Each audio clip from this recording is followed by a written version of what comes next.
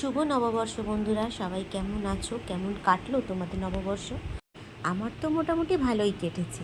ভেবেছিলাম কোনো একটা জায়গায় ঘুরতে যাব, কিন্তু এত গরম তাই আর যাইনি। কিন্তু নববর্ষ বলে কথা, বাইরে না খেলে হয়? তাই আমি আর টুবাই গিয়েছিলাম আমাদের সুলেখার মোড়ে ক্যালকাটা বিস্ট্রোতে।